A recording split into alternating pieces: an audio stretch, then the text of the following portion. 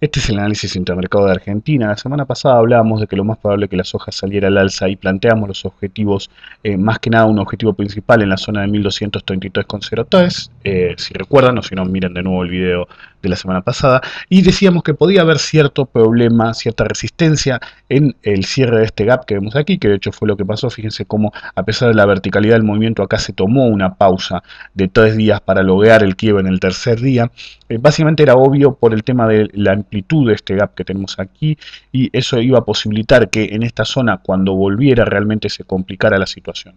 Una forma de operar movimientos como este es básicamente tomar una postura en esta zona de aquí y poner un stop cerca del mínimo que tenemos acá. ¿Por qué?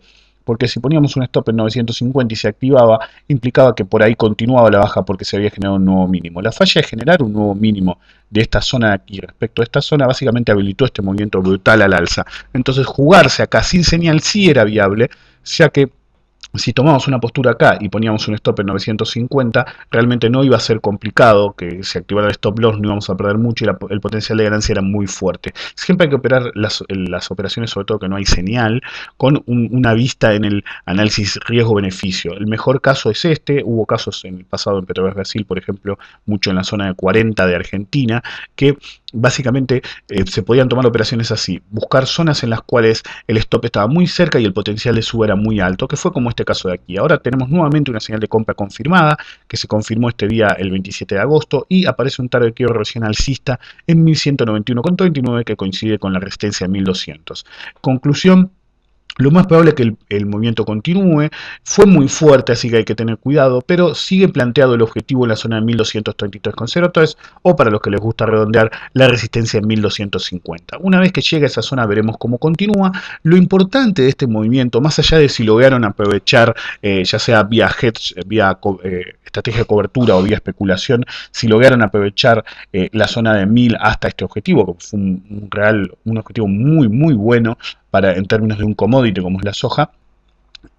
Nuevamente lo importante, decía, es que se ha demostrado el carácter extremadamente fuerte del soporte de 1000 puntos, es decir, $1000 en Chicago. Eso es extremadamente importante porque demuestra que del mismo modo que en 1250 hay una resistencia importante, como se ve aquí, de hecho acá se quedó corto, es una resistencia importante en 1250, también nos pone un límite a la baja en un soporte extremadamente importante en la zona de 1000. Por ahora seguimos en señal de compra y nuestro objetivo planteado sigue siendo 1233,03. Si quieren redondear 1250, pero yo en la zona de 1220 aproximadamente ya consideraría cumplido el objetivo y después veríamos cómo continuaremos. El tipo de cambio no tiene más novedades, sigue siendo más bien lateral alcista, está más lateral últimamente, hay 80% de probabilidad de nuevo máximo respecto al máximo del día 25 de agosto. Recuerden que este es el dólar transferencia, no es el dólar casa de cambio, y también recuerden que no hay ninguna amague de anular la señal de compra que se dio en 302, así que el movimiento ha sido importante, sigue siendo importante, y realmente hay que tener cuidado con las posiciones muy arriesgadas en términos de peso. De todos modos, no preveo una mega devaluación o un movimiento muy fuerte del tipo de cambio desde esta zona, más bien el desganado que se está dando actualmente.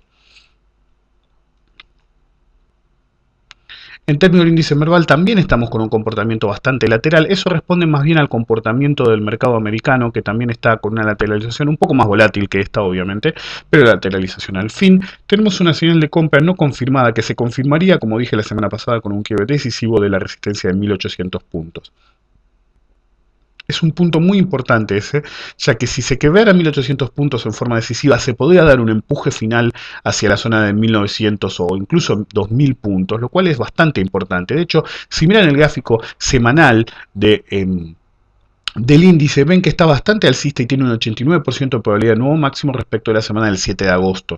Si se rompiera esta zona de aquí al alza, apoyada en un comportamiento alcista del mercado americano, básicamente iríamos a buscar la resistencia de 2000, que fíjense fue un soporte interesante en el 2008, lo cual lo haría una resistencia más que interesante y podría dar lugar, si se alcanza esa zona, a una corrección mucho más importante del tenor de esta que se vio aquí. Como recordamos, esta corrección de aquí duró 2 meses aproximadamente, un poquito más, y fue bastante fuerte en términos porcentuales y en valores absolutos. Eso se podría dar. Recuerden que el objetivo planteado desde este swing principal y esta corrección precisamente nos da como siguiente objetivo el nivel de 1965,30 según extensión de Fibonacci, que coincide con la resistencia de 2000. Por eso, si lográramos quebrar esta zona aquí, recuerden que el gráfico semanal sigue en señal de compra, no se anuló la señal de compra, se habilitaría la búsqueda del nivel de 1965,30 a 2000 y después podríamos tener una corrección de cierta importancia como esta y ahí se verá cómo continúa. El riesgo país, representante del mercado de bonos, básicamente sigue en un comportamiento similar al que decíamos la semana pasada. Se dio el quiebre de esta cuña bajista que tenemos aquí y vemos el comportamiento del riesgo país lento pero seguro hacia la zona de resistencia de 1000. Es más que probable que alcance mínimamente la resistencia de 1000, como mencionamos el último par de semanas, pero si bien el objetivo planteado debería ser el nivel de 1250 puntos, es difícil que llegue en esta etapa aquí. Lo más probable es que 1000 se comporte como una fuerte resistencia y por lo menos al principio controle el comportamiento alcista del riesgo país. Recuerden que el riesgo país es la inversa del mercado de bonos por aproximación, no es exactamente así, pero es por aproximación.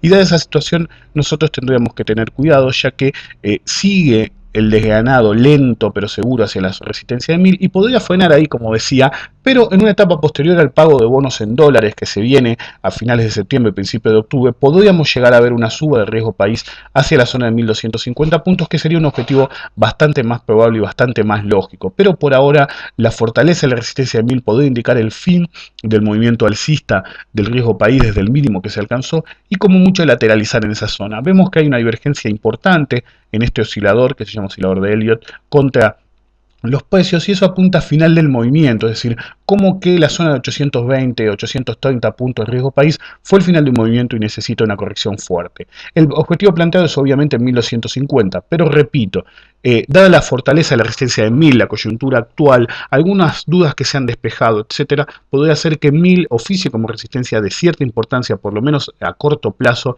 hasta que se dé el pago de los bonos en dólares. Y hay algunos que realicen ganancia después de haber recibido un par de pagos, es decir, la gente que compró en octubre tuvo una gran valorización, sería el segundo pago que recibe. Podría haber una liquidación de esa gente buscando otras inversiones con más potencial de suba y eso sí podría dar lugar a una búsqueda del nivel de 1250, pero es muy temprano para adelantarse. Por ahora el objetivo sigue siendo 1000 puntos del riesgo país. Recuerden, antes que nada, antes de cortar el video, esto no es recomendación ni de compra ni de venta. Cualquiera que lo interprete de ese modo baja por su propio riesgo. Yo solamente expreso mi visión del mercado. Si les sirve me alegro, si no les sirve no sé para qué miran este video.